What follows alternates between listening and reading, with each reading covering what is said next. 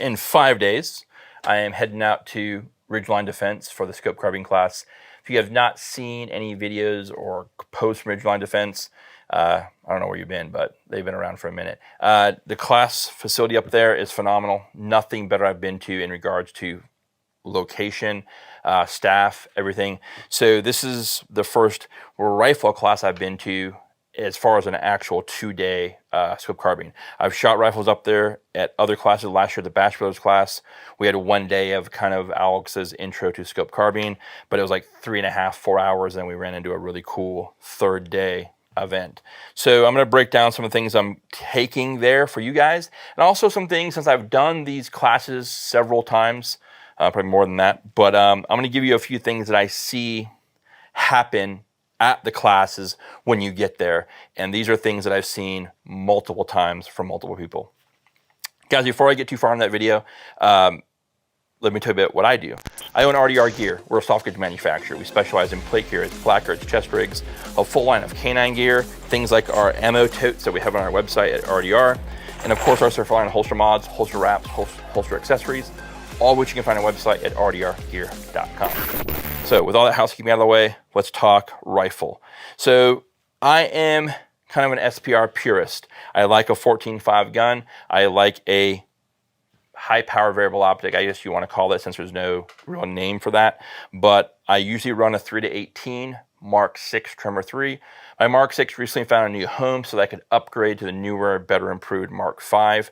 That optic won't be here until Saturday, so getting that gun mounted, trued, all that with it a couple of days was cutting it close. So my good buddy Jake let me borrow his Nightforce, just the 2.5-20 with a Tremor 3 reticle as well. So all I'm learning is a little bit of different turret manipulation, but the reticle itself is the exact same. And if you guys don't know the Tremor 3 reticle, look it up. Todd Hoodnett is a designer. They have a really good video.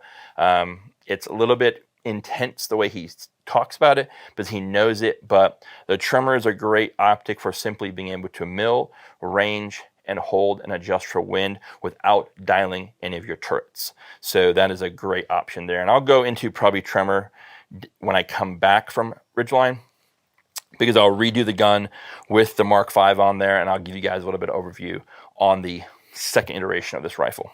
So as I mentioned, 14.5. By the time you guys see this video, you'll see a review on the Geissele URGI upper receiver grip improved upper alone. This is a phenomenal rifle setup. I'm very happy with this one. I didn't really have an unfrankensteined setup prior to this one now. So once I get the Mark 5 on this thing, I really will have a very capable, very well set up SPR rifle for future classes. So let's talk about basic stuff first. Number one, when the gear list, you get the gear list, stick to the gear list. Bring what's on the list. It's designed that way for a reason, okay? Number one on the gear list, follow the ammo instructions. If they are giving you ammo instructions, it's probably for a reason. Like for this class coming up Ridgeline, it says 500 rounds of match ammo. Yeah, 68 grain is probably pretty good for most rifles. You can do that. I personally stick to the gold standard, which is the Black Hills 77 grain OTM. This is the civilian, I guess, version of these, which is, this is Mark 262. I have a good amount of stash from this from a very good friend of mine. So the Mark 262 is what I shoot in the SPR formats or in the Mark 12. So that's number one, stick to the gear list, get the ammo recommended. Number three, biggest thing, which happens a lot, you'd be surprised. Yeah, we all use these for a lot of things, but trying to take notes on one of these is pretty tough. It's very hard to draw anything or draw terrain or draw a reticle or draw anything in a phone. You can take a lot of notes, you can type a lot, but it's tough. So, notepad. These are found on Amazon. They are super little tiny looking Bible looking things, but they are lined. They're cool because you can put them on your lap and draw vertically, or horizontal I should say, and then you can take your notes. It's lined and they fit perfectly into a BDU pocket. They'll fit into the front of a fanny pack or into a slot in one of our chest rigs, right? So, and they come in a little 3-pack. So you get 3 of these things.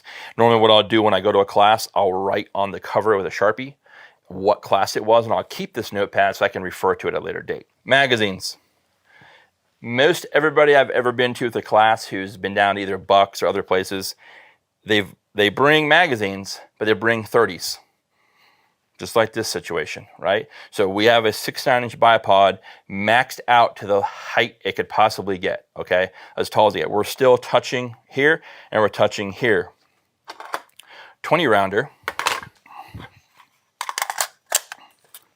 You guys can see the difference, right? We're still touching here, and we're touching here. 20 rounder. You guys can see the difference, right? Clearance here, no clearance here. And with bipod, which I'll talk about in a minute, this is a 6 to 9 inch bipod. It is maxed out. There is no more elevation.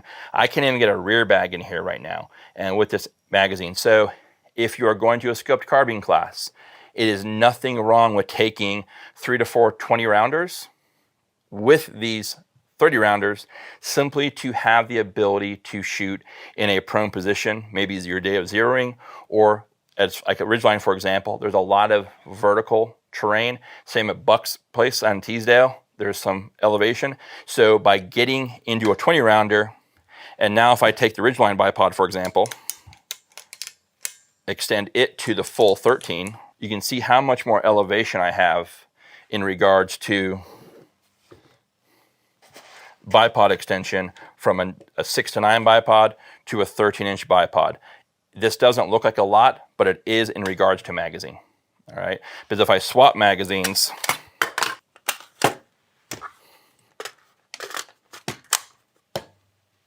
I have just enough clearance that I can start running a 30 in the gun if I had to.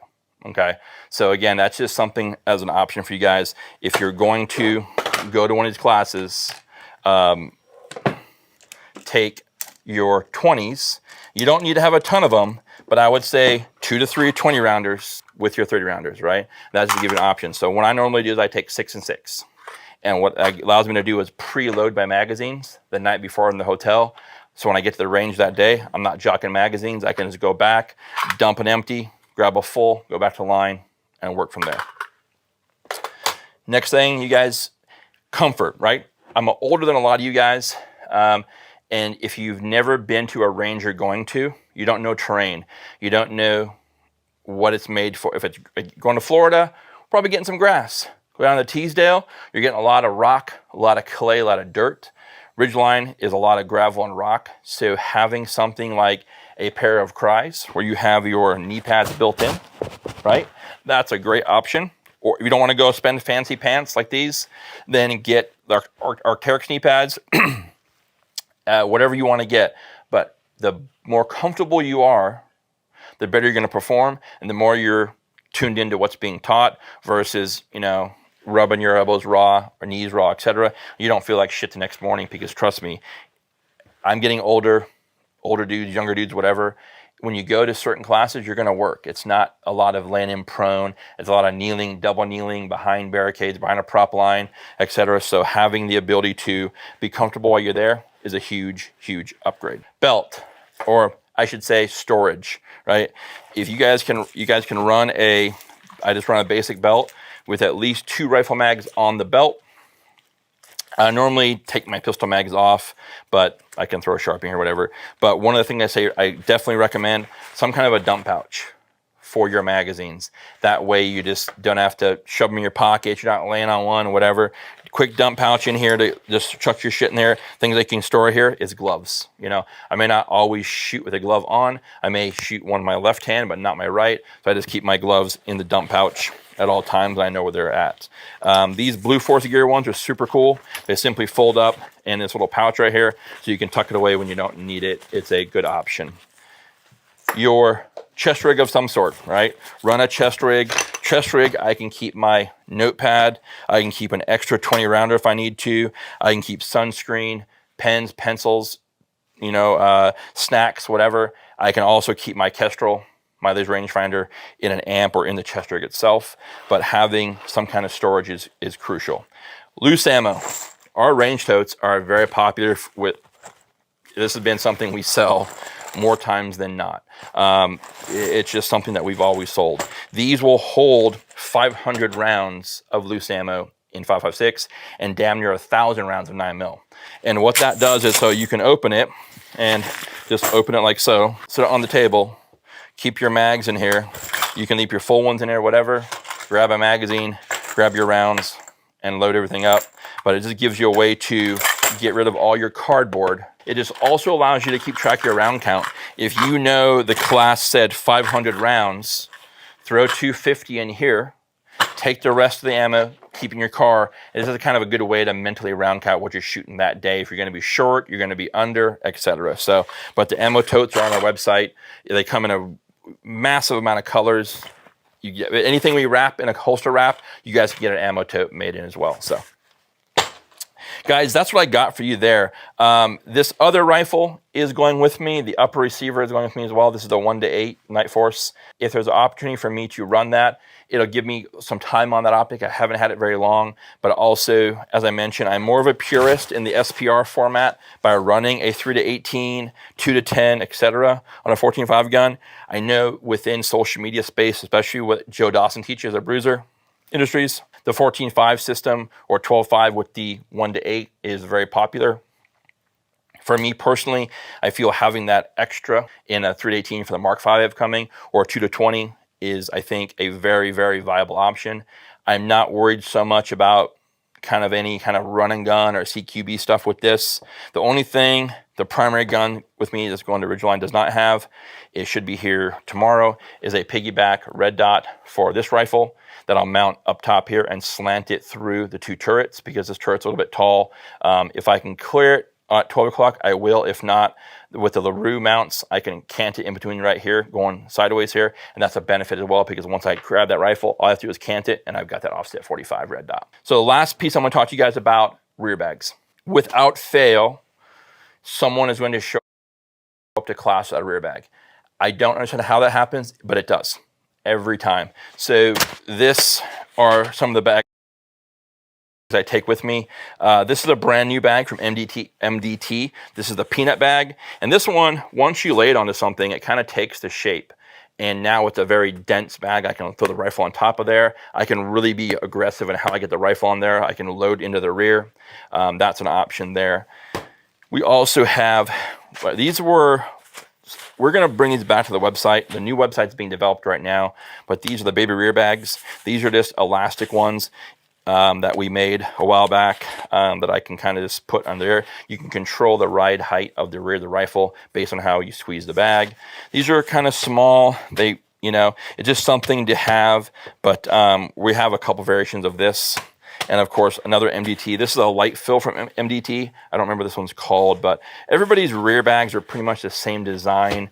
The only bag I have here that, or two bags I don't have here that I'll show you guys is our RAB bag, which I'll have a video here coming out as well, that you guys will see, our right angle bag, and the Armageddon bag that I have. That's very similar to the peanut bag in regards to design and fill.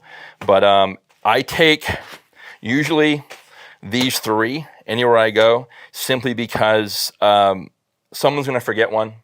I'll use this one for most of my rear bag use. This one here is for prop line use, for shooting off something odd shaped, rocks, a fence post, whatever case may be, because it'll kind of take, as I mentioned, it'll take shape of whatever.